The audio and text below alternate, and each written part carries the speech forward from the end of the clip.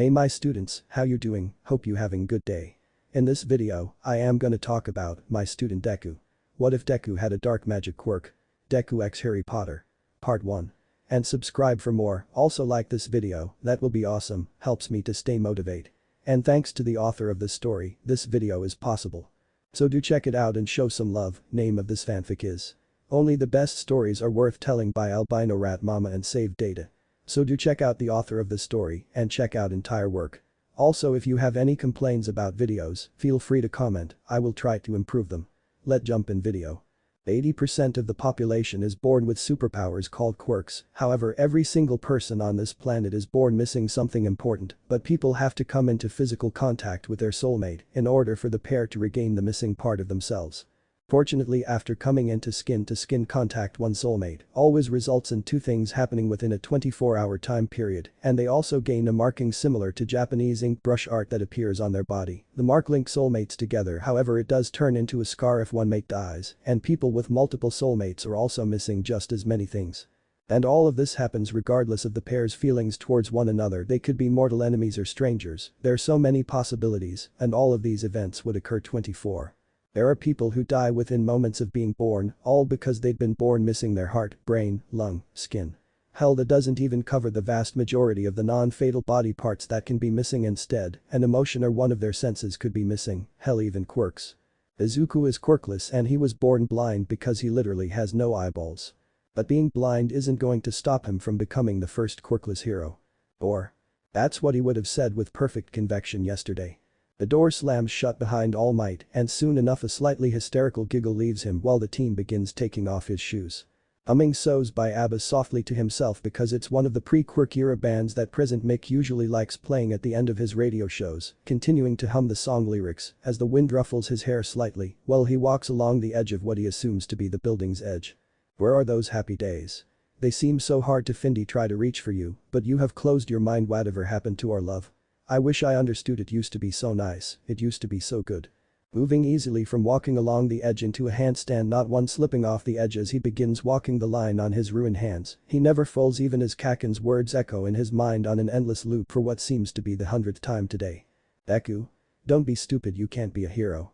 You're blind and quirkless. Hell, not even your soulmate would want someone so worthless. So why don't you take a swan dive off the roof, you useless Deku?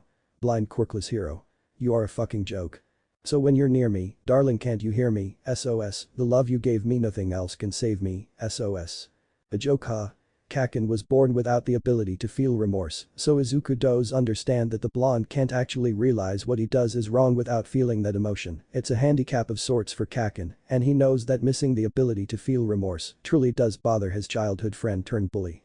When you're gone, how can I even try to go on when you're gone? Though I try, how can I carry on?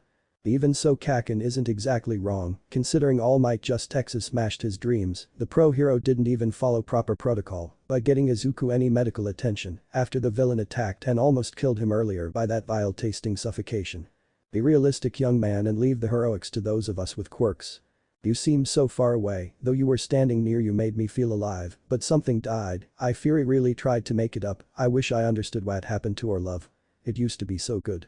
All Might hadn't noticed that the quirkless teenager is missing his eyes, and Izuku hadn't opened his eyelids to reveal this fact because it only leads to more trouble. People really don't like it whenever they realize he is missing his eyeballs. His parents and older brother don't care, thankfully. Upon reaching the end of one side, Izuku shifts from walking on his hands to doing backflips, heading in the direction of what he assumes to be the opposite side of the edge of the building. So when you're near me, darling, can't you hear me? SOS, the love you gave me, nothing else can save me, SOS. Izuku is grateful that his family loves him and didn't just abandon him on the streets or abuse him, but his family is a good one and he loves them dearly, even loves the soulmate he'll never meet, and he hopes the feeling of coughing up each petal never fades. But his overworked lungs are having trouble keeping up today. Not surprising considering he has been drowning in a sea of slime, smoke, root since earlier today.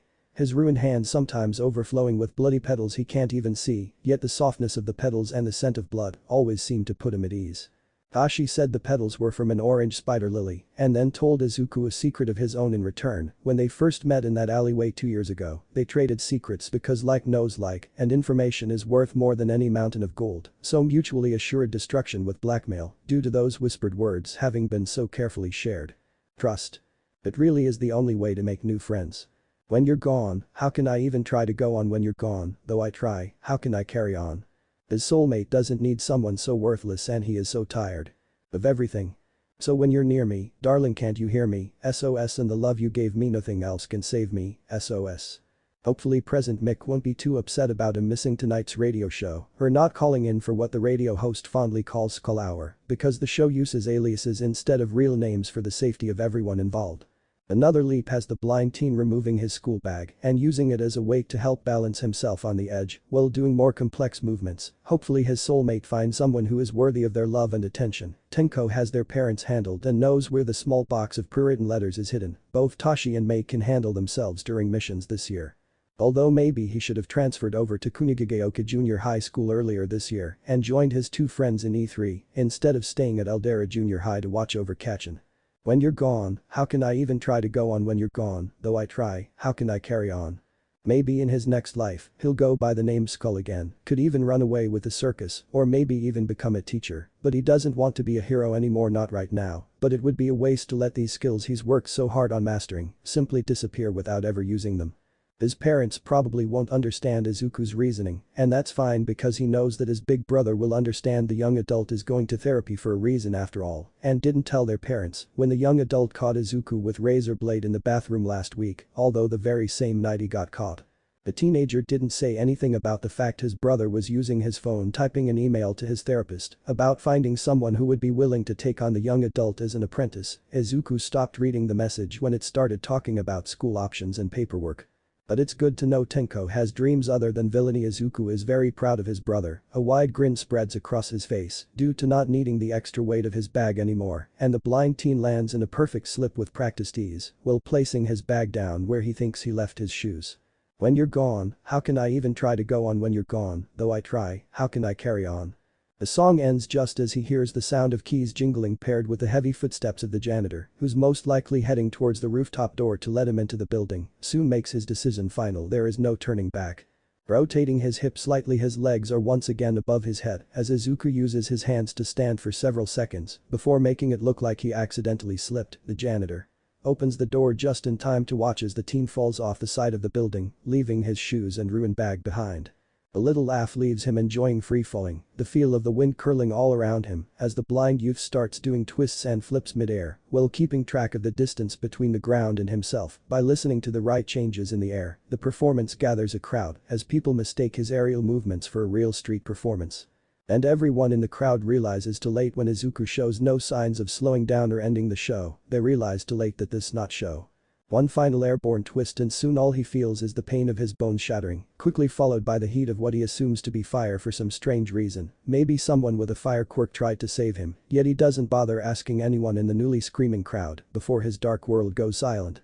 The blind teen never noticed that several different gazes had been watching his final performance on the rooftop, or that one of the mysterious onlookers called the police anonymously not long after Izuku slammed into the ground, seconds before terrifying the panicked crowd even more by seemingly exploding into a blaze of brilliant purple flames.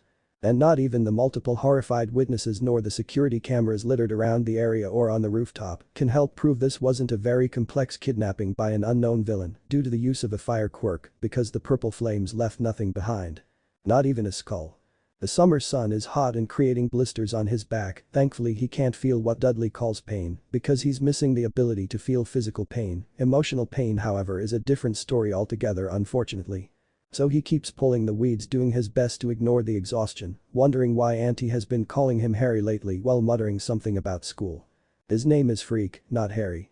Freak doesn't understand why his name needs to change for school, but Dudley said that it's wrong for Aunt and Uncle to call him Freak and treat him worse than a dog on the streets. Says that the adults are abusing him and that the other boy is going to try to save him by getting them both taken away from home, something about CPS, whatever that means. Apparently, Dudley was born without intelligence, but after the other boy met his soulmate, he gained the ability to think clearly and understand what was happening around him. Freak is glad that his cousin found his soulmate last year. Daphne is a very nice person and brings weird tasting drinks that heal his injuries from Uncle's most recent punishments. But the 7. No, he isn't 7 anymore. Daphne said he turned 8 not long ago. Either way, the child has no idea why his cousin's soulmate insists on healing his injuries with strange tasting drinks when he can't even feel pain, but it makes her happy, so he allows her to do as she wishes. Pausing briefly when he hears a strange noise, Freak looks above him towards the sky, only to blink in confusion as a purple fire portal opens soon, resulting in a cat falling onto his face, its claws digging into his face. Knowing that the cat must be afraid after falling out of that weird portal, Freak is very gentle as he removes its tiny claws from his flesh, not wanting to harm or make the animal any more anxious than it probably already is. Once the feline is no longer panicked, Freak looks it over any injuries. The cat isn't hurt, which is a relief, and is apparently a male kitten with color-changing fur, but it always loops back to being emerald with black spots and purple stripes, probably the tiniest cat he has ever seen before. Freak isn't fazed by the fact that the kitten is missing his eyeballs or the weirdness of the feline's fur color changing. But if the cat doesn't have eyeballs, that means the feline is blind, so it will probably have a hard life on the streets, and while he knows that the crazy cat lady across the street would be happy to take in the cat no matter its strangeness. But something possessive burns warmly inside his chest at the thought of anyone else having this feline beside him, and so he is selfish just this once. By Cloud. Even though Uncle is certainly going to kill them both if the older man finds out about the cat because the man is allergic to cats, maybe there's a small chance that Uncle will let the kitten live and just kill Freak instead. The purrs make him feel warm and happy, so he doesn't think dying for a cat would be a bad thing. Quickly and silently, Freak sneaks into the house, avoiding waking up Auntie Petunia, who is asleep on the couch, grabbing a small bowl filled with water before he takes the kitten to his cupboard. "There's fresh water for you in the bowl to your left next to the bed. I'll be back later after I finish my chores, but you need to be quiet and not let anyone else find you here, or we'll both get punished." Trailing off, not knowing what else to say in this situation, and he blinks in surprise upon receiving a meow from the kitty. What an intelligent cat. He leaves just as silently as he arrived after he makes sure that the feline isn't going to try and follow him out of his not his cupboard anymore, it's theirs now because there are two of them now. Let's see. He has to finish weeding the front and backyard, dust the house, mop the floors, make dinner, then serve Uncle and Auntie during dinner, getting drinks and other things. At least Dudley isn't like his parents anymore after finding his soulmate and is only pretending to be his old self to avoid being Uncle's next target because Freak had to beg the other boy to do so. Freak doesn't want his cousin to be punished by Uncle. Punishments aren't nice, even if he can't feel the pain. He doesn't like Uncle's punishments. At least Auntie only slaps him around a little bit, makes him sleep outside, or sometimes refuses to feed him. He doesn't feel any physical pain, and yet he is still very much afraid of Uncle. The younger sounding boy leaves the room, thus leaving Izuku some time to think about his newfound situation. Haken was half right, it would seem. Dying did end up activating his quirk, although he seems to be a cat of some sort, he thinks, and has somehow ended up in another country that speaks only English. It is a good thing that he learned how to understand and speak English from Uncle Colt. Grandfather Flintlock, and of course sharpened the skill from listening to present mix radio shows so much when he was younger, considering the pro hero likes to switch languages during his shows a lot. Izuku is still blind and without any eyeballs, of course, considering this kid probably isn't his soulmate, and it'll take 24 hours to find out, plus something about the pure fear in the kid's voice when he spoke about being punished makes him think that the other boy doesn't want to find his soulmate. But the nameless kid is important to Izuku somehow, even though he doesn't understand these new instincts. Maybe it is related to his newly awakened quirk. Something feral and possessive wants to keep his new friend safe, even as another part of these same instincts also scream at him to not let anyone or anything chain him down. Yet somehow the blind teen turned cat knows that this kid won't bind him down with heavy chains. By Sky. Not wanting the kind child to get punished for having Izuku here. Wherever here is. But at least he has water and a mostly safe place to think away from Kaken or quirkest bastards like All Might. So the blind feline uses his sharpened sense of smell to find the bowl of water, although it takes much longer than he would have liked it to. Yet the formerly quirkless boy eventually manages to drink some water. Being an animal is strange, curling up in a ball underneath what he assumes to be the kid's bed to make sure nobody finds him, not wanting his Sky friend to be punished. Soon Izuku begins planning out what he should do now, considering he isn't dead like he originally planned to be. Which of course wasn't part of his plans, yet he can't complain either due to the fact he got to meet such a kind kid, one who almost makes him rethink wanting to be a hero. Almost. Eventually he is awakened, not realizing he even fell asleep to begin with, when the door slams open and heavy enraged footsteps follow quickly afterward. The mattress gives a painful creaking sound as something is thrown onto it, almost hitting wall. Harshly as well, yet no other sounds help tell the feline what is happening, so he stays hidden, not knowing if it is his Sky or not, irritated due to both his mind and instincts being hazy from sleep. More creaking from the mattress as someone with a heavy body climbs into the bed not long afterward, and the blood in Izuku's veins freezes when he hears the sound of an unknown male grunting paired with the mattress moving in a very telling manner. He begins feeling sick upon fully realizing what kind of situation his friend is in. Yet doesn't move from his hiding place because he promised the kind child that he'd stay out of sight even if the kid didn't understand him earlier. However, the sound of happiness paired with the scent of semen tells Izuku all he needs to know, and the feline is going to kill whoever is currently raping his sky, and the kid won't be able to stop him either. It only lasts 5 minutes if that. But the teen-turned-cat is more worried about the kid who just got raped and yet didn't utter a single sound during the event. The door slams shut loudly, making his sensitive ears ring as lock sound from the door's other side, meaning they are locked inside. Smelling salt and distress coming from his sky, Izuku leaves his hiding spot once he is certain that the monster isn't returning to harm the kid more than the adult. A teen. The male monster already has, it takes a few failed attempts, but eventually he manages to jump onto the bed. Ignoring the heavy sense of semen and blood. Instead focusing on the child who is crying silently, it breaks his heart to fully realize that the child doesn't have a good home life because clearly, this isn't the kid's family, blood or not, this is not a family, that much is certain. Not knowing what else he can do to help comfort his friend due to being stuck in his cat form, Izuku begins nuzzling the shivering form of what his senses tell him is the nameless child, not at all surprised when the tiny feline is soon grabbed and almost crushed against a heavily breathing chest. Starting to purr, hoping to calm and comfort in some manner, at least Izuku listens carefully as a tiny hoarse voice whispers to him. I'm sorry, kitty. I couldn't bring any food for you. I burned dinner again and Uncle P punished me for buying bad. Good to be able to put a title to the monster. The kid's uncle. And for the first time in a long time, Izuku truly hopes that he has actually met his soulmate so he can legally kill the monster who harmed this broken child. It doesn't matter to him that this kind kid shall never love him because Izuku shall all too happily keep his Hanakaki disease in order to make sure that his friend knows he is loved and wanted no matter what. Besides, it would feel strange without the pain due to the roots, leaves, and flowers growing inside his body, and he refuses to get any surgery to remove the plant. Silent tears begin to soak his fur into a wet mess as the nameless child begins shivering while curling up around his tiny feline form, and Izuku wishes he could speak human or that the kid could understand cat as the precious one begins muttering softly, anything but you uncle's punishments. Kitty, do you ever wonder if death is kind? Petals tickle his throat slightly while he keeps purring. Death being kind, huh? Not the craziest thing to ask considering the world they live in where people are born with superpowers or die within moments of being born due to missing something fetal, and Hanahaki disease can happen regardless of a soulmate bond or not. Izuku makes another final decision. This time one that is more important than any other he has made before. He is going to stay with his sky until the kid no longer needs him, and when that day eventually arises, then the feline will. That certain train of thought trails off as he realizes that the kid cried himself to sleep, and so Izuku keeps watch, not wanting the monster to rape or harm the kind child again, not if he can help it. Which probably isn't very realistic considering he both blind and now a tiny cat. The little listener didn't call tonight. Something has happened to his kid. Skull hasn't missed a single chance to call into the station in the last 4 years. Red eyes flicker toward the only contact info he has for Skull, and the name lawyer stares almost mockingly back at him from his phone screen, yet he doesn't press the call button yet. Because the little listener even said it wasn't his number, just the number of someone very important to him instead. Instead of heading home, he heads straight to the hospital, knowing that's where Shouta most likely is currently because it is the other man's forced day off from hero work. There in the hero ward inside room 206 is their comatose soulmate Oboro, who has been unconscious for 15 years after the blue-haired male saved those children during their second year at UA, not waking up even once since the event happened.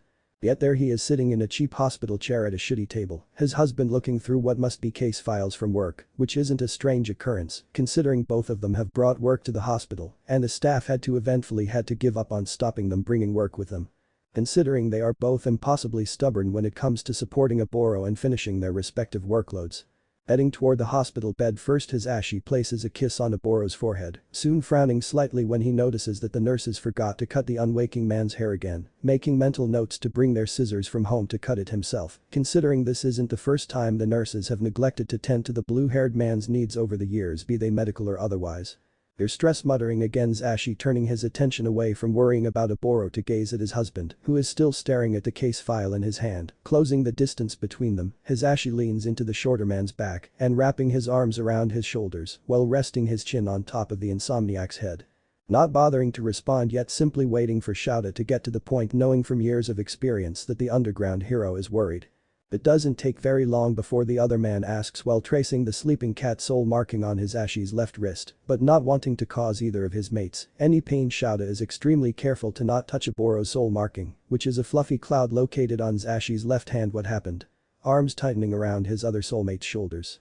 As Ashi buries his face into soft black hair with a heavy sigh, the scent of their two cats, strawberries and coffee, does little to calm him. My little listener missed Skull Hour, and I can't shake the sinking feeling that something bad happened. Shouta takes a few moments to process the information, but keeps tracing his soul mark gently, knowing that it is one of the only ways to keep his blonde from having a panic attack, and knows full well wise Ashi is far from being calm in the situation.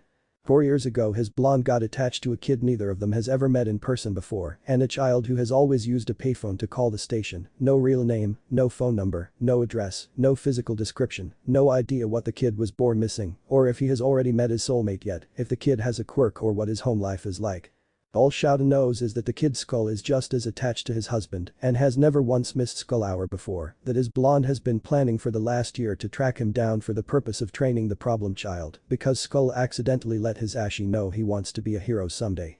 Shouta remembers being on patrol and half listening to Put Your Hands Up radio when that event happened. He also recalls how afraid the kid had sounded after realizing he'd let that not so little secret slip on live radio. They've been worried for a while now that the problem child has been abused or something similar due to the familiar signs. If Skull missed calling into the station then his husband is probably right to be worried. The tremors in his blonde's hands only make him realize how much his Ashi is afraid for the kid who might be missing or worse, and given their unhealthy habits from their younger years during the first year and a half when Oboro first ended up comatose, then it might be possible that this kid might be his husband's. There's actually no way to know how many kids Ashi might have walking the streets. If there are any at all. Too much alcohol and sex with strangers have always been the worst of Ashi's coping mechanisms. But it wasn't like Shouta was any better during that time either. Only instead of alcohol or sex the underground hero in training had coped with Oboro's newfound comatose state by destroying himself. Throwing himself deep down in the illegal fighting rings and other criminal activities. Wouldn't have become friends with Namasa if the older man hadn't been undercover the night Shouta almost died while fighting Quirkless in an illegal fighting ring. And the older man even managed to get his Ashi into recovery despite Nao's hatred towards his Ashi and the blonde's family. Of course, the older man only helped after beating the ever-loving hell out of the blonde for cheating before dragging him to the nearest addiction recovery center. Hell, the man Shouta calls his best friend even ended up being a witness at their wedding 10 years ago. Namasa still kinda hates you even after 15 years. So it might take a little while, maybe Skull isn't missing and just couldn't call, but I'll still try to get access to anything that might help us find him. You're usually not wrong about these kinda things. He trails off when his husband's hand stopped tremoring as the arms of the blonde unwrap from around his shoulders. As Ashi's hands finally stop shaking, while his red eyes flicker over the files for several moments out of curiosity, only to realize there is an all too familiar phone number on the tag of the ruin-burnt school bag that is in one of the crime scene pictures. Swallowing his emotions painfully before speaking calmly, I'm going to grab us some coffee. Be back soon. Then without another word, his Ashi steps out of the room, leaving both his soulmates alone once again.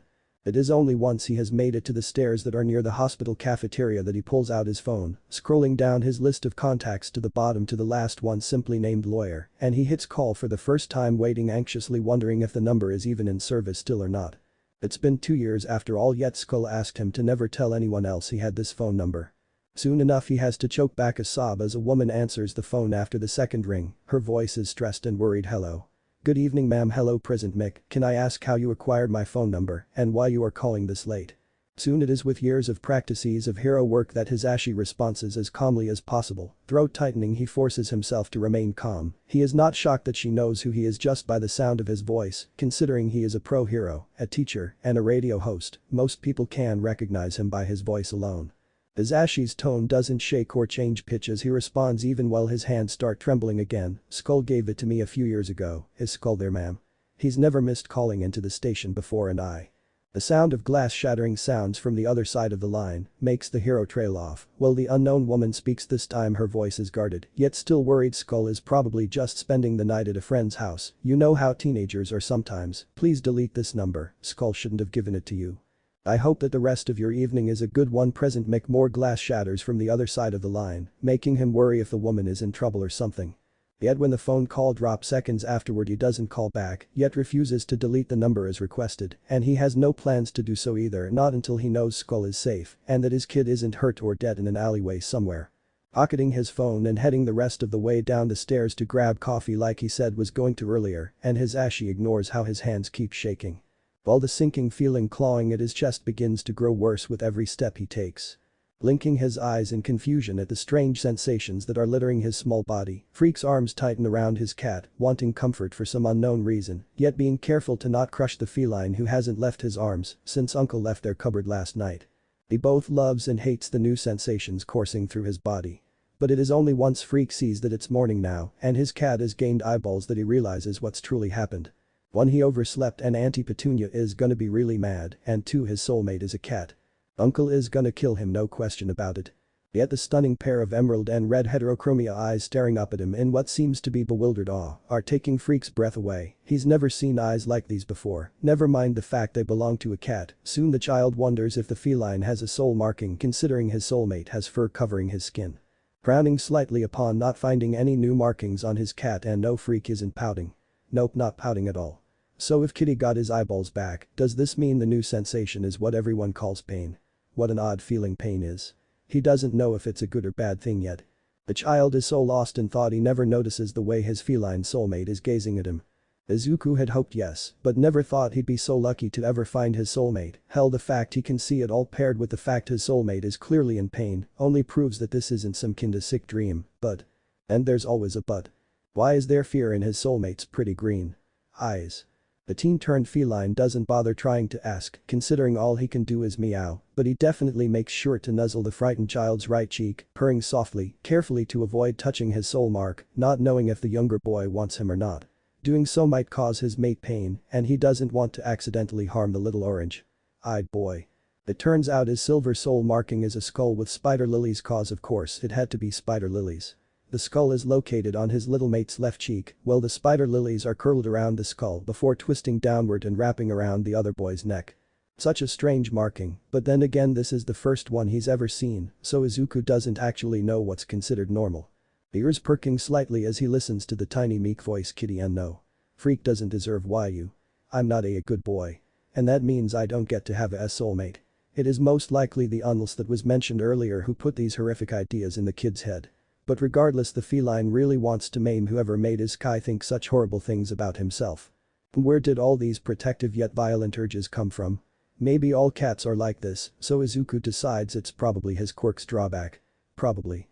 Yet he definitely does not miss the fact his mate refers to himself as Freak like that's his name, if only he could figure out how to transform back into human form. The sound of the locks on the door brings Izuku's attention away from his thoughts as his little mate quickly scoops his tiny feline form up and hides him underneath the bed before hurrying to throw on his clothes, which are nothing more than rags really. Note to self: try to steal little mate new clothes. Izuku watches as a pale skeleton-like hand reaches into the room and grabs the child, harshly pulling him out before slamming the door shut. He has to fight back the urge to stretch at the door when he hears a woman beginning to yell at his soulmate, "You were supposed to be up half an hour ago, Freak. You have 10 minutes to do your personal business. Before making breakfast and your list of chores is on the counter, now go and hurry up, I don't have all day to wait on you." Growling softly to himself in the safety of his mind, not wanting to get his little mate in more trouble than he already appears to be in, soon Izuku begins making adjustments to his original plans now that he knows this child is his soulmate and he now has the ability to see. But why is a child so young cooking at all? And are all bedrooms in this odd country so tiny? It seems more like a closet than an actual room. Izuku would bet just about anything that his mate's situation is far worse than it already seems to be. So pretty. He wonders what the flowers are called.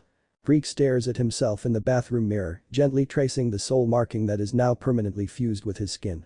He doesn't think he's ever seen anything so pretty before. Well, except maybe his soulmate's Cloud's eyes.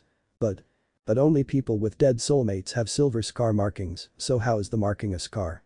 Kitty is alive, so why isn't the marking black like everyone else's is? His Kitty isn't dying, is he? Shaking his head to clear it of unnecessary thoughts for the moment because he really does not have time to think about this right now, even though the thought of Cloud Kitty dying makes Freak's chest burn possessively while his green eyes flicker orange for several seconds, which isn't normal, nor has it happened before either. Taking a breath and holding it for a few moments to help calm down, he is pleasantly surprised when his lungs start to feel like they're burning, and being able to feel pain is very strange. Hopefully uncle doesn't notice the marking. Auntie noticed that it was scarred and gave him a look of pity before she started yelling at him. She even gave him an extra 6 minutes to use the bathroom this morning, which has never happened before, not even that time he got sick with a fever. Ended up getting kicked outside until his fever went away 3 days later. Glancing at the bathroom clock tells him that his time is up and it's time to go make food he won't get to eat. Maybe Dudley restocked the secret food stash underneath his bed last night. Hopefully the other boy didn't get caught or at least had a good excuse as to why he was stashing food in his room. Auntie doesn't like whenever his cousin does that though. Time's up, so Freak leaves the safety of the bathroom, trying to resist the urge to look in the mirror again and stare at the pretty marking on his skin. Perhaps Daphne knows what the flowers are called, considering his soulmate is a cat and thus cannot speak English, plus Freak can't understand cat speech unfortunately. If only the 8-year-old could have been lucky enough to have been born a cat too, then they could have been happy as cats together.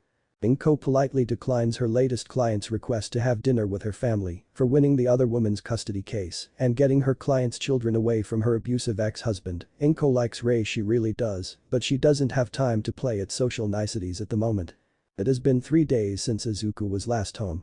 3 days since the surprise phone call from Hisashi Yamada. 2 days since the police called her number stating her son is nowhere to be found. That they fear he was taken by an unknown villain. Izuku could be dead or worse by now. She isn't an underground lawyer for nothing. She knows that most kidnappers would have either tutored him or asked for money by now. She knows that this was no mere kidnapping, or else, both her husband and their oldest son would have continued to rip apart all of Japan searching for Izuku. Her youngest child wasn't taken, that much is certain, and her soulmate clearly knows something, yet refuses to speak on the matter, besides stating that their son shall return home given enough time. She is done playing Hisashi's little mind games. She is going to get answers now or else she'll make good on her threat from 15 years ago and also collect interest as well by ruining everything the man has built up over his lifetime.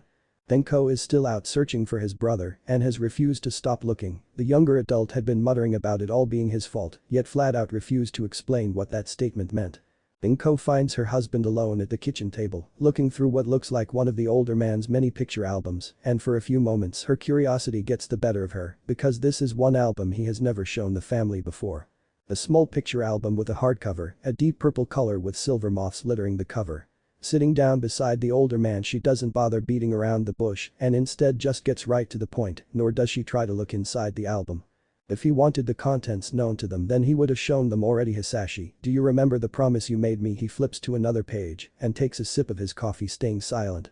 Until he isn't silent anymore, his tone, usually warm, now holds a familiar icy cold fondness to it. Of course, treasure, so long as you also recall the promise you made to me in return, treasure, huh? He only calls her that little pet name when the dragon thinks he's in trouble, usually likes calling her Inko, wifey or Southern Belle, due to her soul marking, which is a cast iron skillet with belladonna wrapping around the handle and located on his chest above his heart. Meanwhile, his soul marking is the fire-breathing western dragon that curls around most of her right forearm and up to her shoulder. Hand twitching slightly, she uses pull to make him look away from whatever picture he had been so intently gazing at. Red clashes with emerald as he waits so calmly looking at her with a single raised eyebrow, and in return, she doesn't disappoint. You know something about our son's disappearance, otherwise you wouldn't have shattered your favorite coffee mug or accidentally broken my mother's vase cause you tripped when Yamada called me searching for our youngest, yet you refuse to tell me what you know. We both know he wasn't taken by a villain. You would have sent Tenko or gone yourself to get him days ago, which means Izuku is somewhere even you can't reach. And I need to know where our son is, Sashi, or I am going to make good on my promi.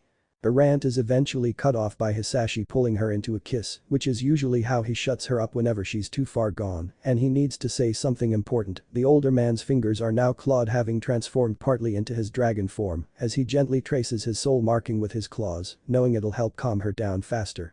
After he is certain that his soulmate won't keep ranting or start crying, Hisashi breaks the kiss, but doesn't stop tracing his soul marking. Instead, he grabs one of her hands, placing it on his clothed chest where her marking is, even while knowing from first-hand experience how easily she could rip out his beating with her quirk. She did it when he called her younger stepbrother a little brat. Which only happened cause Colt wouldn't stop making gagging sounds when the younger man had found the couple kissing on the front porch after their 9th date. Hisashi ended up proposing to his pregnant soulmate once he finished crawling his way back to their house from the backyard.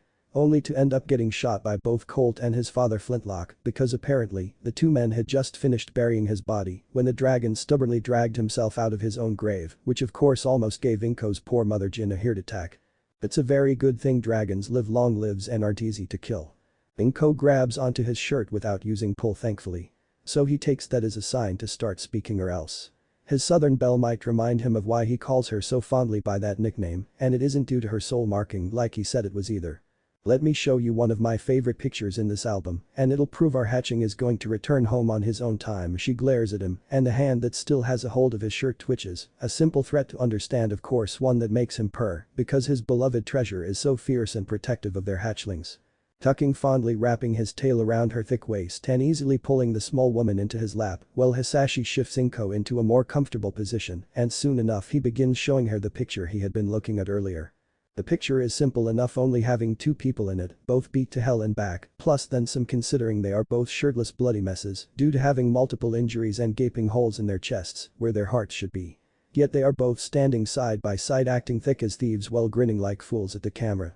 Inko easily recognizes her soulmate as one of the two teenagers in the picture. She has seen pictures of Sashi when he was younger alongside his little brother Yachi, yet she's only seen the dragon's red eyes gleam purple in person before, and this is usually whenever he wants to fight or maim something to death, yet in this picture. His eyes are a brilliant glowing purple, while his clearly broken arm is wrapped around the shorter teenager's shoulders. The teen she has never seen before, yet the kid also has the same purple eyes. Cloud flames him. And a blood-stained feral grin because it would he took a bite out of Sashi's shoulder, which is apparently how her husband ended up. The same scar the dragon has always happily stated was a farewell gift from a family member. Sashi's breath tickles her ear as he chuckles lowly. Even in this day and age I have never truly won a fight against him, he always holds back. Although at the time he looked ready to kill me the day that picture was taken after I ruined his favorite shirt because I accidentally sneezed fire and burnt it beyond repair, which is why we fought at all, considering we had been at Yuichi's birthday party. He trails off as red flashes purple briefly while he stares at the teen in the picture, clearly still ready for another fight. While she is always happy to hear about Hisashi's family because it is impossible to ever meet any of them due to them all being dead, Inko still doesn't know how this teen proves her son is fine. Dragon, please explain how our son is fine. Instead of playing mind games, the dragon huffs an amused sigh, letting out a wisp of purple flames while being careful to not burn her. And the smile on his face makes her want to grab her cast iron from the kitchen and hit him over the head for being a secret hoarding asshole. Razor-sharp fangs greet the woman as he grins widely while his tail wags in a similar manner to a dog's own when happy, yet his tone is 100% serious. Because dad won't let anything happen to him, you've always wondered who our youngest hatchling's middle name belonged to after you let me name him. Well, the teen in that picture is Skull Immortus Stuntman, the world's strongest cloud and our son's namesake, who also happens to be more possessive than any dragon could ever hope to be. Izuku is going to come home safe and sound eventually. Dad won't let him die or anything serious happen. At worst, our son gives up wanting to be a hero like Colt and decides to take up being a stuntman instead. Personally, I would happily spend the money I've been saving over the years for his future hero merch and spend it on tickets to see Izuku's stunt shows instead. Hell, knowing our brilliant hatching, he'll probably have merch at his shows as well. The dragon trails off, clearly getting lost in his thoughts while muttering about the fact he is not pouting cause dad gets to teach his hatchling to drive a motorcycle and not him. At least Hisashi got to teach Tamura. Giggling softly because it's always cute to hear her husband pout, muttering about their kids whenever the older man feels like he is missing any important moments. Deciding that this is probably all the information she's going to get out of her tight-lipped dragon about the situation, soon Inko begins flipping through the album after gaining a silent nod of approval from the dragon to do so, and she grins upon finding baby pictures of Hisashi and Yuichi with another man holding them in his arms looking so happy. What a pretty soul marking. Somehow the mark being scarred silver makes it even more eye-catching. Hopefully Izuku is having a good time with his grandfather, and wherever the two of them are currently they are having an adventure. Meanwhile, Tenko has been working so hard lately with his top secret project, something the young man only stated was life or death training. She should definitely throw a party and make Katsuden the day Skull eventually brings Izuku back home from their trip. Vernon Dursley has had a serious problem for the last week. A sneezing problem that only happens whenever cats are near him, and that old hag across the street knows what'll happen if any of her little monsters so much as cross his path again. He's already gotten rid of 3 of those beasts because they were on his property. His wife and son know better than to bring home a cat, considering he is highly allergic to them. So that only leaves one other person in his household, and this time there are going to be dire consequences for that little freak of nature. His wife won't stop him this time. The scream rattles even the house to its very bones. But it is the sound of the locks on the cupboard door unlocking due to Uncle screaming out his rage that rattles Freak to his bones. Where is it? Where's that damned cat that you brought into my house, you little freak? He gently yet quickly removes the claws from his shirt and hides his cat underneath the bed, hoping that the feline isn't found. The door slams open harshly, making him flinch at the sound, and his eyes burn due to the bright daylight that eliminates the rest of the house due to the windows, his heart beating rapidly in his chest, not missing the cruel smile that the adult soon gains as Uncle's eyes gaze at his face and neck. Already beginning to curl into himself in an attempt to protect himself even while knowing full well that it is a useless effort. Especially when the large man sneers down at him while entering their cupboard, his tone changes into something far more dangerous. I was going to be kind, boy, I was going to kill that cat, then strangle you to death, but now that I know you went and found your soulmate, I am going strangle the cat in front of you before I fucked you bloody until you beg for death. Because worthless freaks like you don't deserve soulmates. Those words don't so much as shake the house like the yell from earlier had, yet something about those words shakes him right down to his bones. The day is the day he finally dies by Uncle's rage. And it seems he isn't the only one who realizes how dire the situation is now, an enraged hiss is the only warning as his kitty recently named Skull darts out from underneath the bed. Tiny sharp claws unsheathed as he uses them to quickly scale the giant adult's fat form, and soon the feline harshly bites down on Uncle's throat, aiming for the jugular. The feline doesn't get thrown off as he digs his claws deeper, razor-sharp fangs biting harder into flesh, drawing rivers of blood. While his tail lashing back and forth angrily as loud hisses and growls begin leaving the tiny animal. Uncle screams bloody murder, thrashing around the small closest like a madman as the adult tries to grab Skull. The whole thing only lasts a few moments until the fat man finally manages to grab onto the feline, and Freak sobs silently when he hears the snapping of bones when his sweet feline soulmate is thrown into the wall hard enough to break bone. He knows that it is useless to try running because he always gets caught and he'll probably die anyway, one way or another, so as sparks begin coursing through his hair like always whenever unnatural things happen, soon Freak uncurls from his protective ball, grabbing the sewing needle that he keeps underneath his pillow. He stole it from Auntie. And so, using what little strength the tiny 8-year-old possesses, Freak attempts to avenge his beloved kitty by leaping off his blood-stained bed and succeeds in stabbing Uncle in the right eye, having caught the man off guard. The screams won't bring his kitty back, but the sound does satisfy the angry burning rage curling inside his chest that screams for him to avenge what's his that was taken away, and he is not shocked or surprised when Uncle grabs his leg with enough strength to shatter the bone. It hurts, yes, but he refuses to scream out in pain, even though his body wants to yell out due to the sensation. Being thrown onto his bed, hitting the wall with enough force to break a few of his ribs, resulting in him coughing blood as he tries to draw in painful breaths of air, Freak begins blocking out Uncle's next movements, knowing what's going to happen next. Instead, the boy lays there in pain, not so much as batting an eye, while being forced to take Uncle's cock because the adult didn't waste any time this time, so he drifts like a cloud while staring at the unmoving form of his soulmate kitty, laying on the floor broken in a pool of blood. Then Uncle grabs onto his throat where part of soul marking is located, and Freak screams as he has never screamed before. As the worst pain he has ever felt since gaining the ability to feel pain begins coursing through his tiny body, like lightning bolts in water or maybe worse. But he doesn't know what it would be called. But all Freak knows is the feeling of wrongness, instinctively knowing that nobody except for his soulmate is supposed to be touching his marking. No. Not my mate. Wrong. Get away. Freak passes out not long afterward due to the stress of having someone else other than his mate touch the soul marking and only catches a glimpse of purple flames before the world goes dark. Awareness returns to Izuku with a nightmare-haunting scream that isn't his own.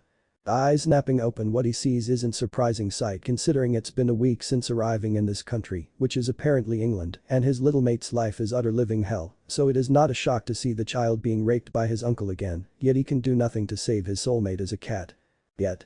Hearing his sky scream all because fat fuck's hand is touching his soul marking. Something inside him finally snaps fully into place and Izuku burns as he has never burned before in the past. Burns and rages. Because one of his is being harmed. The feline doesn't pay any attention to anything else except for the urge to rage and maim the one who harmed his territory. Doesn't notice when his kitten form melts away to reveal a more humanoid form similar to his quirkless body yet different. Doesn't pay a single thought to the flames curling around his new form or how every step he takes burns his footprints into the wooden floors only to keep burning as a reminder of his rage. Doesn't care the other boy. Dudley heard the screams and rushed to help, only cares that the boy stopped dead in his tracks, not moving any closer to the threat of Vernon, thus the other boy stays safe and watches with wide eyes as Izuku closes the distance between the threat and himself. Grabbing the fat fuck by his balls while pulling hard enough to hear a pop.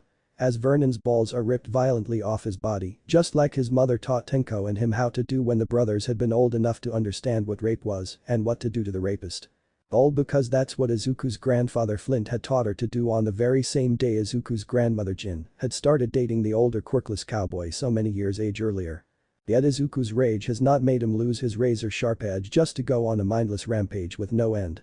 No, the weapon his father spent years helping the teenager sharpen to perfection now heightened due to his rage and the abilities he spent countless hours personally mastering to become a hero one day, deciding which actions to take and what to focus his instinctive rage on, because that's what a weapon does for its wielder, and his mental abilities have always been his most powerful weapon.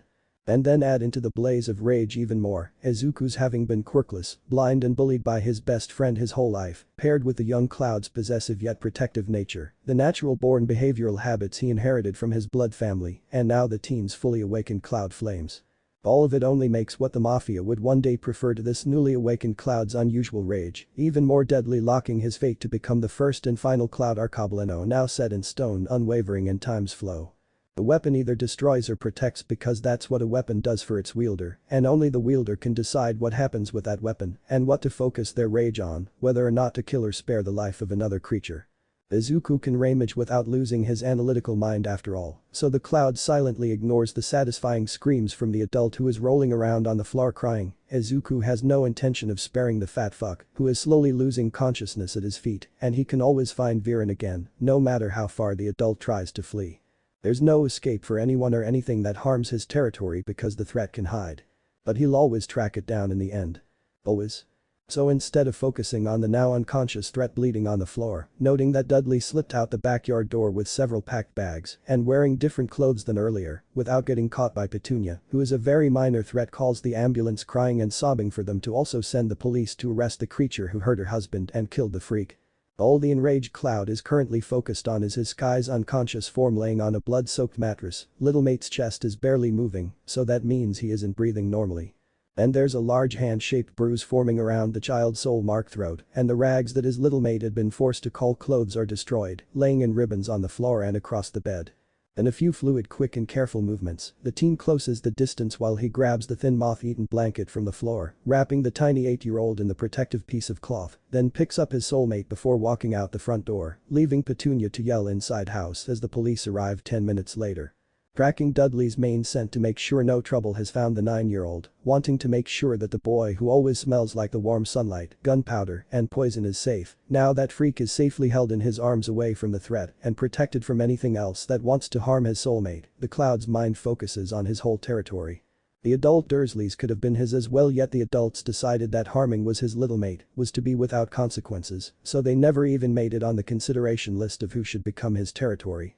Although just like Freak and Dudley are his to care for, to protect, to love, the feline also considers Daphne Greengrass to be his territory as well, and not only because she's the son's mate either. No, the scent of early morning mist, poison, and gunpowder only helps a little bit for the girl to be considered as well. These new instincts she'll definitely take some getting used to, that is for certain. Not even Death himself could stop Izuku from tracking Vernon and Petunia Dursley down later in the future, so Izuku has all the time he needs to get used to everything that's changing so quickly. The familiar scent of forest fires, stardust, spider lilies, and something unknown yet eerily similar to electricity soon begins to make the teen purr softly happy, knowing that his little mate is alive still and is sleeping soundly in his arms, never to return to that house or the Dursleys again. Now Freak is free from the chains that once bound his little moth. Oh, there's Dudley. Eyes flicker towards the poison bottle soul marking that is located just below the younger boy's right eye. Wait. Why does he look so on edge even though the threat is gone? Razor-sharp eyes scan the park for any threats. But as the younger boy speaks, his tone is uncertain but serious, while the tone causes the feline to return his gaze towards Dudley as brother. Alright. And you're not going to rid my balls off for having to pretend to be an asshole to brother, are you, Skull? Pale flicking slightly in thought, but mostly moving due to his own amusement that his little mate named him Skull yesterday, without knowing that's also the teen's legal middle name. So the kid was afraid of him, huh? Not knowing if he'll just end up meowing in this humanoid-like form or not, and too tired to attempt speaking human at the moment, Izuku simply shakes his head twice silently saying no to both logical questions. Slowly baring his fangs while grinning widely when Dudley relaxes as a result, but still better for the kid to be afraid of him rather than dead due to Vernon, the feline simply allows the boy to begin questioning him, answering the rapid-fire questions silently, either nodding for yes or shaking for no. Glancing out of the corner of his eye, the teen spies a nearby trash can and fuck, his luck is so weird. Cause apparently he is now a time traveler. Let's see. He succeeded in committing suicide a week ago on the April 20th in the year 2991. So that means Izuku's quirk activation sent him a little more than simply just 1,000 years into the past.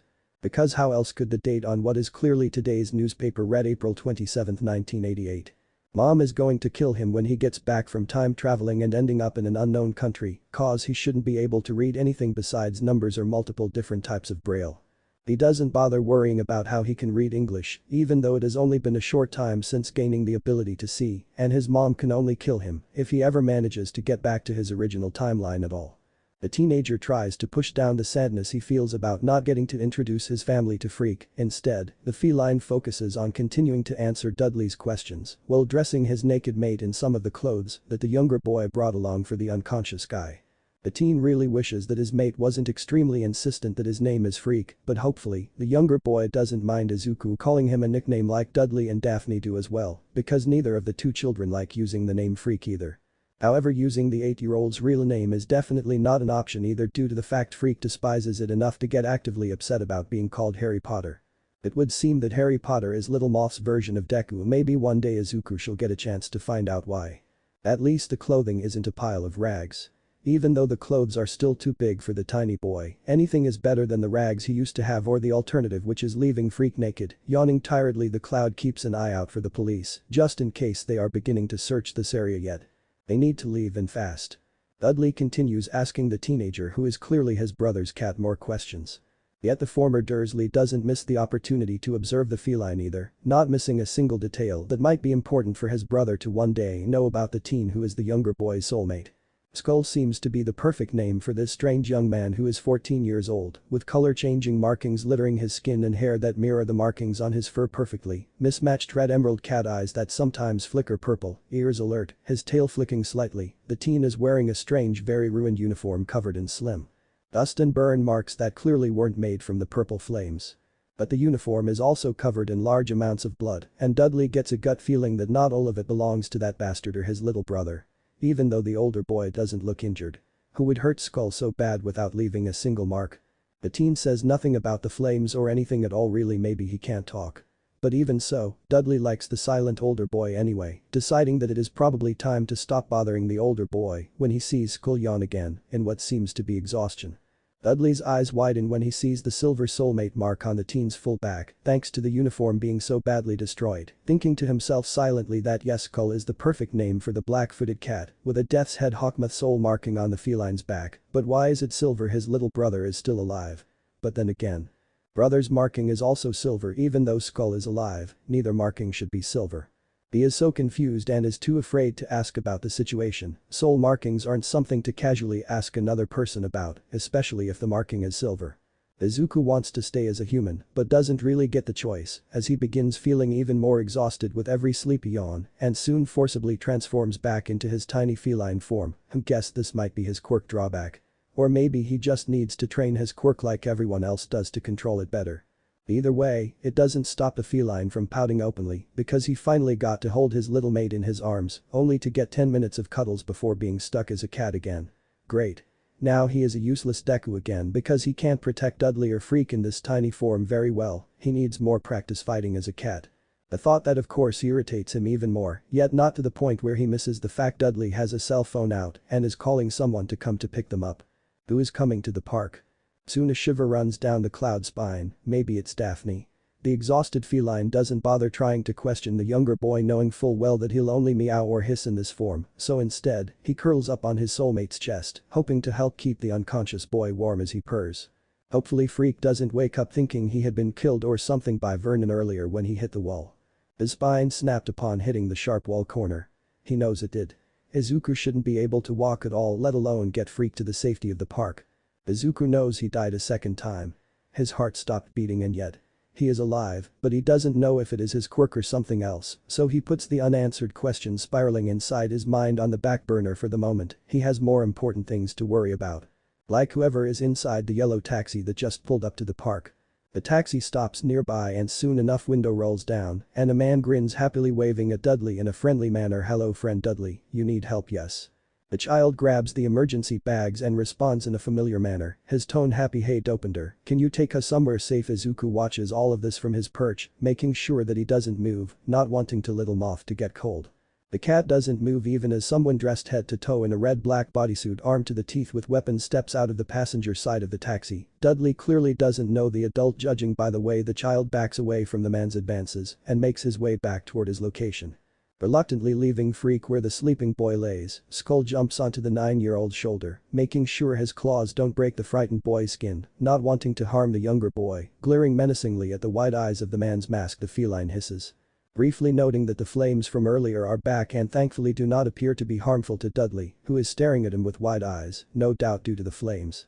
But the man does something very unexpected. The man does a backflip as his excitement rises, and his tone is filled with emotion and so much wonder, even while those unsettling wide eyes of the mask stare emotionlessly down at him. "All with baby Cloud. I've always wanted one of my very own to raise. Oh look at baby Sky. And a little son. Hopefully my darling dearest husband doesn't mind me bringing home 3 strays." Watching with wide eyes and his mouth open slightly, Skull has no idea what the insane man is rambling about. What the hell is a cloud? And what do the sun and the sky have to do with anything? The feline makes a wailing hiss when he soon finds himself in the arms of the man in red, planning to escape from the adult's grip. Skull bites his jugular, not hesitating for an instant, as he attempts to wrap his tiny mouth around his windpipe. Of course, it doesn't work due to the fact he's so tiny in cat form. But why is the man chuckling like this is fun? Skull's thoughts are cut off as he is helpless to stop the adult from gathering his sleeping soulmate into his arms and heading to the taxi without a word. Dudley, not knowing what else to do in this crazy situation, simply follows the man he thinks is the Deadpool into the taxi. It would have been nice if Dopender had told him that the mysterious friend he was bringing along was actually the Deadpool, so he wouldn't have had to hold back from his terrified excitement about meeting the legendary merc with a mouth. Even though he is still kind of afraid, Dudley wonders if it would be possible to get an autograph. Alistair has been following the trail of a suspicious man who has 2 young children not even Hogwarts age and a cat accompanying him inside Nocturne Alley. The recently retired Auror almost lost the group a few times in the maze-like alleyway, and then he hits a stroke of luck when he casts a tripping jinx at the slightly fat boy. The boy almost slams his face into the ground and he would have eaten dirt had the man in red not easily caught the kid in time, while also keeping a firm hold on the other one.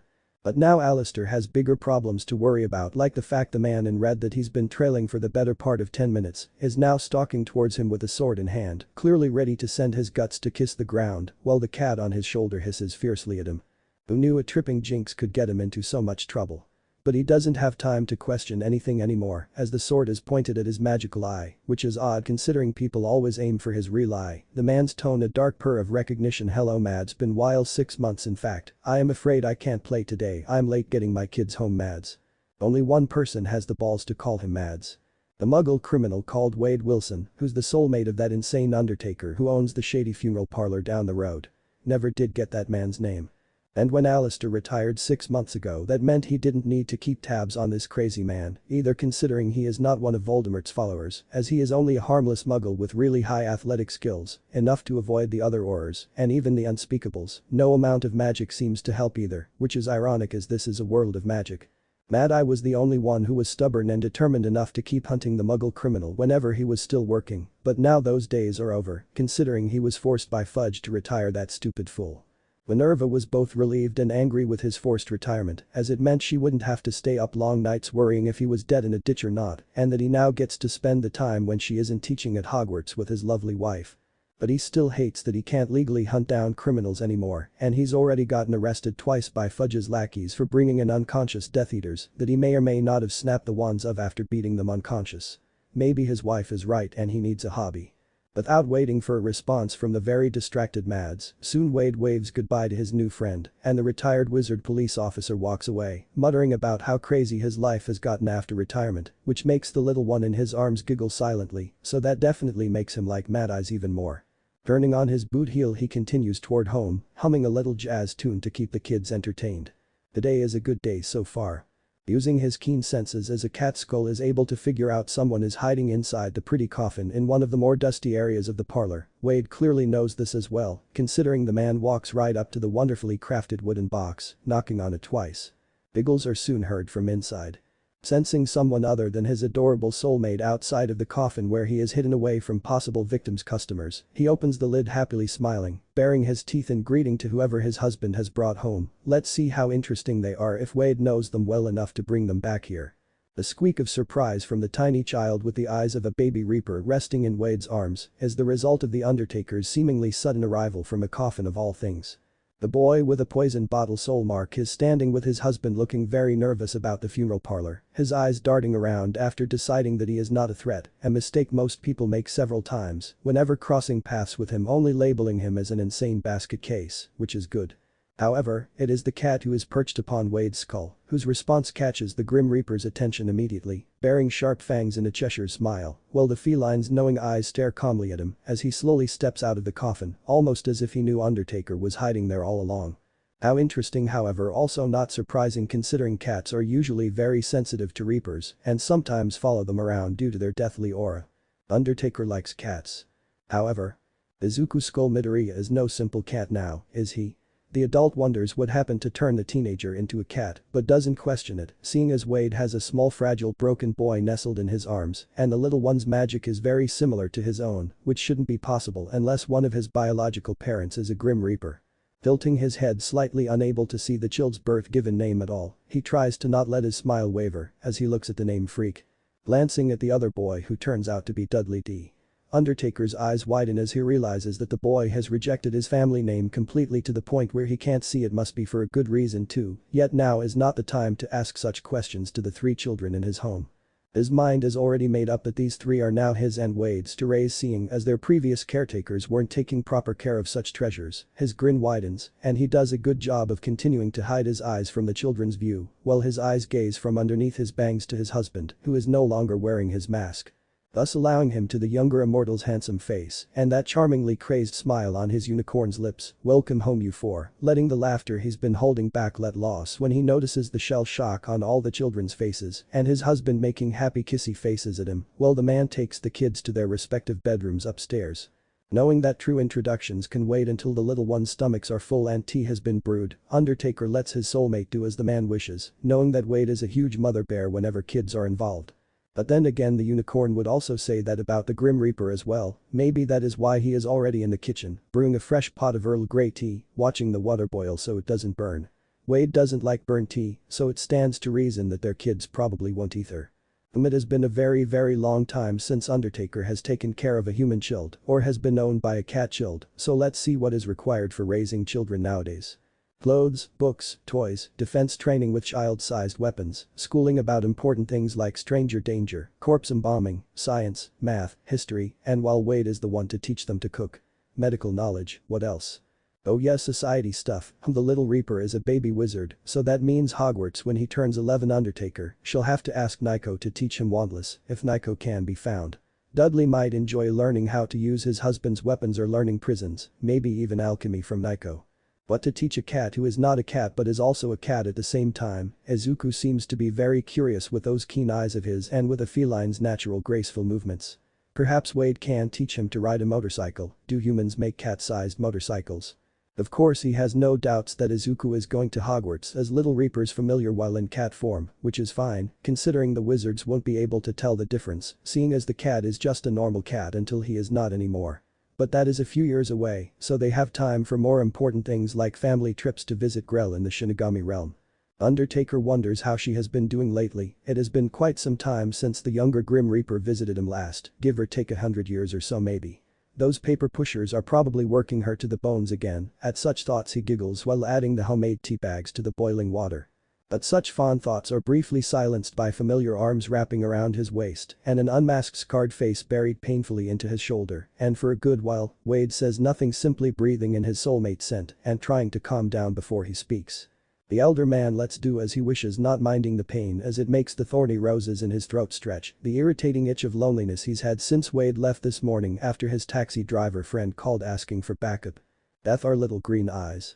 He thought I was going to make him sleep in your embalming closet or outside on the streets. Kitty Cat Skull wouldn't stop hissing at me when Green Eyes started crying after I explained that this is his home, that no child of mine is going hungry, sleeping outside on the streets or inside a closet.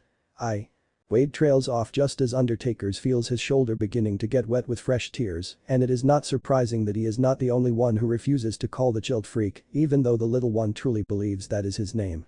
They have important things to do before letting Hogwarts have Little Reaper, and first they need to name him. But names are important and this is not something they can rush through, so he keeps thinking of names while taking the pot of tea off the stove. Using his other hand to pet Wade's scarred head in a soothing manner, seeing as what little remains of the man's ancestral soul marking is located on his left ass cheek, Undertaker's unicorn soul marking is on his left hip, only slightly destroyed by some of his many stitches. The pair of immortals stay like this for several minutes until Wade lets go and Undertaker kisses his forehead, grinning when he hears the younger man muttering about making pancakes, bacon, eggs, and toast because their kids must be starving, and the Grim Reaper watches his beloved other half dance around the kitchen, gathering ingredients, pots, pans, and knives. Maybe it is a good thing he can't cook anything besides tea, potions, and poisons, otherwise, he'd miss out on getting to watch Wade dance while humming death threats barely hidden underneath jazz tunes he's singing. He loves watching his unicorn cook, it is very relaxing. Although he does make many mental notes to eventually find out from one of their children exactly who harmed Little Reaper so horribly, those foolish mortals responsible need to be punished. Freak stares at the open door of that Mr. Wade left him inside, stating that this is his room and Dudley's is nearby, that if any of them the adult's room is at the end of the hallway, and that they need to knock and wait for a response before entering the room because they might be doing adult-only things. Whatever that means. Freak's gaze flickers to the door, awed by the fact there are no heavy locks on the outside, that he has the ability to lock the door on this side instead.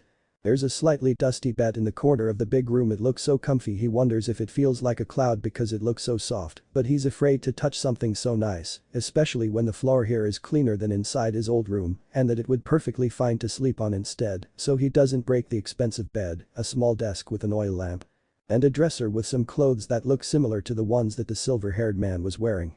Not knowing what he should do in this new room situation, soon his emerald eyes flicker in bewildered wonder toward the window without locks, that Skull is sitting on the edge of looking out at the strange city below, then, as if sensing his gaze on him, the feline turns away from watching people on brooms to really fly different places to look at him with those pretty eyes.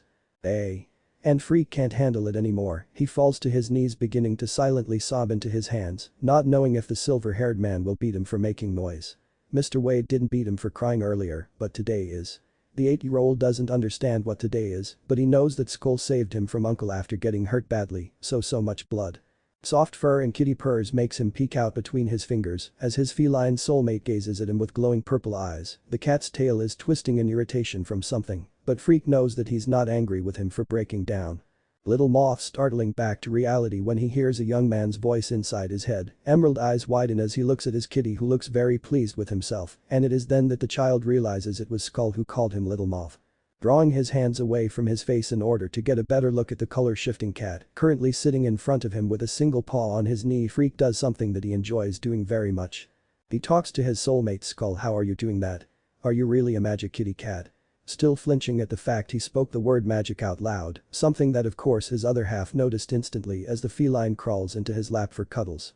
As far as I know I'm not magic, you're speaking cat right now, but we can figure out how that's possible later on. Maybe the silver-haired man will know something. My little moth, his scent is similar to your own, so it might be a type of magic.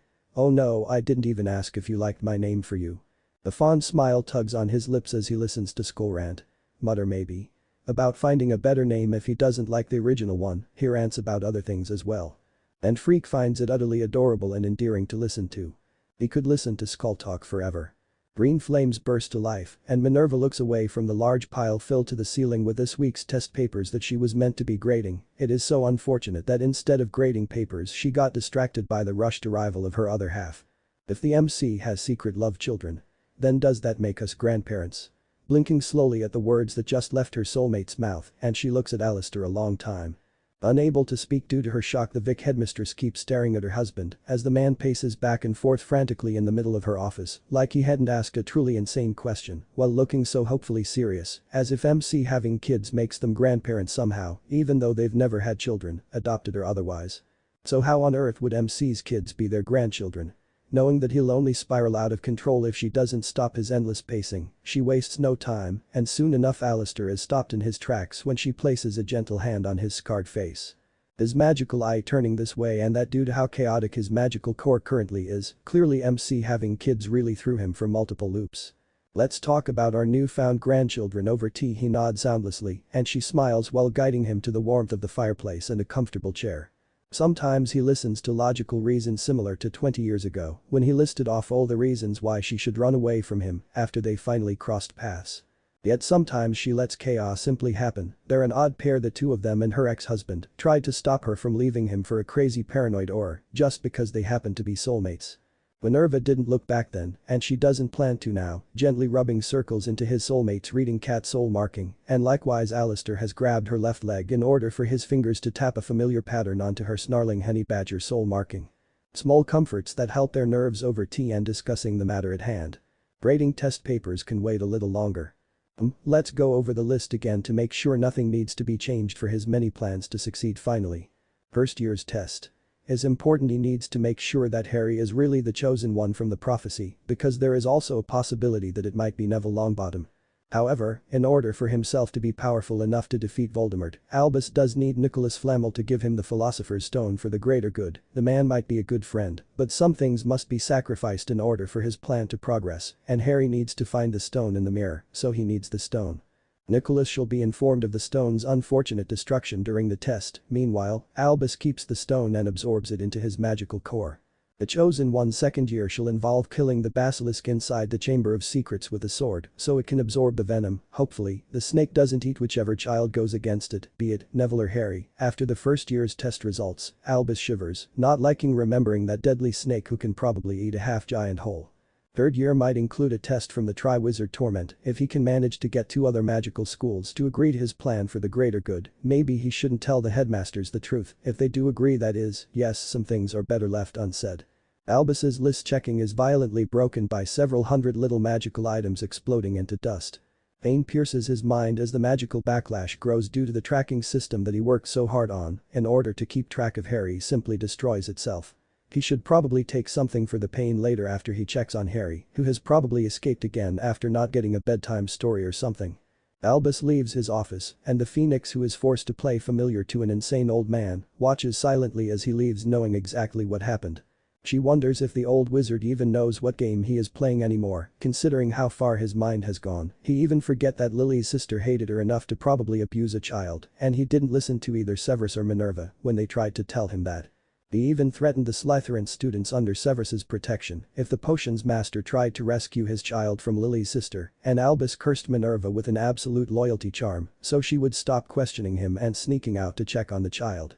However, none of that stops the familiar Bond magical creature from burning down a now empty house or figuring out that the 2 abusive adult humans are now in China hiding, having abandoned their runaway child, which is also for the better considering death would make a better parent than either of them. Of this she is very certain. Phoenixes no matter their element, only familiar bond with truly good people. Albus is no longer a good person, his soul is even more tainted than Tom's own. Killing your soulmate has consequences after all, and Albus has paid a heavy price for killing his other half in the name of his greater good. They usually visit or rarely call, so what's wrong, pup? Did something happen to your mates? Hearing his father's voice outs his Ashy at ease almost immediately and takes a deep breath before breaking the news that he wasn't going to tell his dad about, but he has no option left. No, my mates are as fine as they can be, but my kid is missing an eye. Of course the Almut doesn't even let him finish his sentence before cutting him off. I have a grandpup and I haven't seen hide nor hair of them. The fuck's Ashy? I've been waiting forever for grandpups, so this is how I found out. Give me all the information you have available, I'll bring them home to you. The older man then goes off muttering about this and that, but mostly about his Ashy forgetting his roots if he can't manage to track down his own pup. Rolling his dual-color eyes at the Almut's words, after all the only reason he hasn't used his original skill set is due to the fact that the annoying media is always watching Present Mick, so that leaves him very little choice or room to make these kind of illegal moves himself, and they can't afford to borrow's medical bills if he loses any of his 3 jobs. Teaching Adu only makes enough to pay rent and food costs. But his dad is no hero. Soon he begins explaining the whole situation, even the stuff that Shouta doesn't know about Skull. If anyone can find his kid, it's definitely his dad. Hopefully Skull is alright. Tamura continues staring at his face in the mirror. At the spot where he ended up getting stepped on by Mirko, who had been fighting criminals while he was out searching for Izuku almost 2 nights ago. The rabbit had used his face as a springboard of sorts, and while he had enjoyed watching the women fight, he hadn't enjoyed being stepped on while looking for his missing, possibly dead brother. Glaring at the black paw print that is located on his bruised cheek, Tamura wonders how the rabbit woman is reacting right now. Because he is freaking out and nearly about to go insane, he doesn't have time for a soulmate right now. Izuku is a suicidal teenager who has been missing for a week and a half now. Father says that grandpa is watching over him and he shouldn't worry so much, but the young adult can't help but feel like he should have done more in order to keep Izuku safe. His hands twitch as he considers using his quirk on his brother's bullies, whoever they are, when he eventually finds out, but he is pretty sure that extra murder charges won't help him get an apprenticeship as a therapist later on. But if he doesn't have time Mariko, then why can't he stop staring at the soul marking? Maybe it's because he woke up with a lot more sanity than he went to sleep with 24 hours ago. Izuku still isn't home, and Tamura isn't resting until his brother is safe at home. The rabbit woman can wait. Wade waits for her to pick up the damned phone. Hopefully she didn't die of starvation while he's been in England.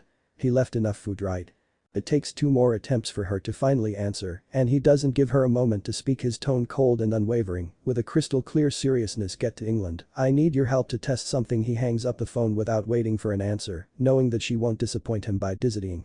Nor is he worried about how a blind old woman is going to steal a plane in order to get here. He didn't even give her the address of the funeral parlor, didn't say anything about muggle repelling magic or nocturnally. He knows she'll find him easily. Al was a member of British intelligence after all, so, in reality, she probably knows more this place than he does, which is good because he needs his Al to help him with the immortal kitty. The cloudy kitten's movements remind him of how Al moves, training and graceful movements only learned from years in the dark, never knowing the sun nor another way of life, fighting and surviving in the pitch-endless darkness, the amazement and wondrous curiosity, as the little cat looks at everything like it's his first time seeing anything. Wade plans to eat his hands BBQ style if he's wrong about the kitten living a rough life while being blind. Hopefully, the baby Cloud doesn't die too many times against Al in the pitch-black darkness of the basement. It is a good thing the kitten is immortal.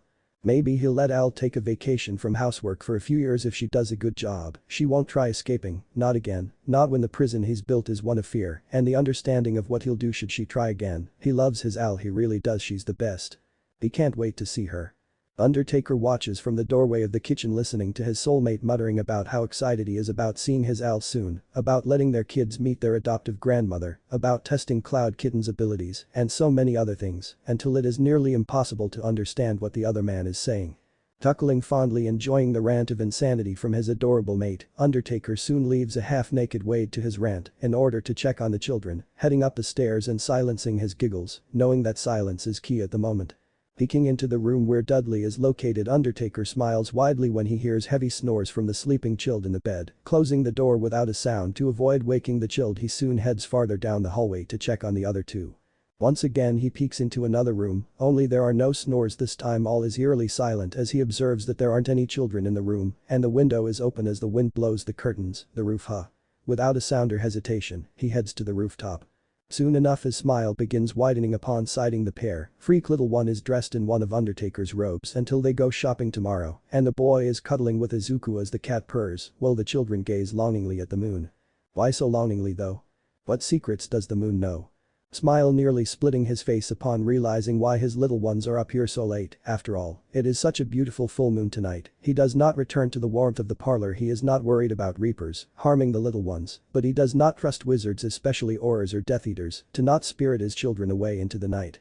5 years ago the wizards already tried to take his husband to Azkaban, believing him to be one of Tom Riddle's lackeys, and Wade had just been walking down the street in Diagon Alley, not even dressed as Deadpool when it happened. Must have been Wade's beautiful corpse-like looks or his natural way of either fucking or pissing everything around him, but regardless of just small few of his husband's best qualities, it is still the wizards at fault, and the Grim Reaper doesn't forgive, nor forget easily, when it comes to others harming his soulmate. So no, he does not trust wizards near his 3 children, but unfortunately, it is nearly impossible to ward off magical beings from the shop because the spell takes a lot of magic and preparations that he doesn't have the items for right now, and it is going to take at least 10 years to gather all the items. It, of course, would be worth all the effort, that is unless his raven can manage to save him 10 years of time and track down Nico to deliver a letter for T, while they talk about him letting borrow the Philosopher's Stone for an hour. Now that he thinks about it, that smartest child was always a better alchemist than a wizard, and that is probably why Undertaker enjoys the younger man's company so much over tea. Time to send a raven to a good friend then. However, for now he'll continue watching over the children from the shadows while they enjoy moon watching. Such a lovely moon to waste over sending an invitation for tea, he'll send it tomorrow afternoon when they return from shopping. Dreams of shattered glass and sand, of morning screams, of fear and fire. Every night for the last year they have been dreaming of different things that make no sense, of people they don't know and places they've never been. Of indigo flames, of green flames, of red flames, of yellow flames, of blue flames, of purple flames, of orange flames. The dreams of fire never frightened them, probably due to the people that the flames belong to, familiar yet unknown people, ones the twins wish to meet soon. Maybe they will find the fire people when they begin their first year at Hogwarts next year. Ever since the dreams started happening, whenever they hold hands they can see other people's fire. Most are like a tiny spark surrounding their magical core like most people, while other fires are surround their whole bodies, like the strange man with short silver hair and massive indigo flames. The man noticed them as well before smiling and returning to his noodle dish. Mother says they're playing pranks, that no one can see soul fire, that no one except for great powerful light wizards like Dumbledore can even have the ability to control it, before she's starting ranting about why they can't be more like Bill. Father said he believed them, but that the twins shouldn't play with fire because the Muggles use it for criminal activities, and when George asked how he knew that, the man only smiled sadly, stating that he was a bit wild in his youth. Even if he didn't have the ability to use soul fire, then he should them something that not even Bill or Mother knows he has in the shed. The old heavily worn black cloak with lots of chains that seems to be waiting for someone, and when Fred said as much, Father said that he was right, that the cloak is waiting for its master's return, and an old friend had saved his life by lending him this cloak, otherwise he wouldn't have made it to the wedding ceremony on time, and Molly would have killed him before any bullet could have that day. Most of their family has red sparks surrounding their magical cores like Ron, Ginny, Mother, Percy and Charlie. Both Bill and Father have green sparks. Fred has indigo and George has blue. Both their sparks are much larger than the rest of the family, and only Father's are similar in size. The twins know they have a lot of things to do and research before making their way to Hogwarts. Only 1 year to figure out how to get the sparks to become a blazing inferno. But how do the two 10-year-olds do that by themselves? Maybe Ginny's new friend Little Luna can show them how. After all, her indigo flames aren't sparks anymore, they're flames surrounding her whole and are almost as massive as the silver-haired man's own. That's probably why she's so Luna, it is probably her flames make her that way. And trying to find the Noodle Man is impossible, the twins already tried 4 times. So Luna is really their only hope. Maybe they can help her see other people's fire if they hold her hands. But Mother said none of them should touch other people without permission, in case they end up being soulmates. Fred and George hope they met their other soulmates soon. They want to be able to feel emotions instead of having to mimic other people's mannerisms. Hopefully their soulmate doesn't get creeped out by them. The twins were born as soulmates, and no one except themselves knows what they had been missing originally. Not even Mother knows. But that's not the reason why she hates them. When they were about 5 years old, they remember that she said to one of her friends, they are unnatural freaks for being born each other's soulmates. That she plans to take matters into her own hands when they turn 15. But didn't she already take away their soul markings? What else could she possibly take away from them? Thanks for watching guys, that's it for today, so hope you enjoyed this video. If you do, please leave a like, share and subscribe. Also don't forget check out our author of this fanfic, link and details in description.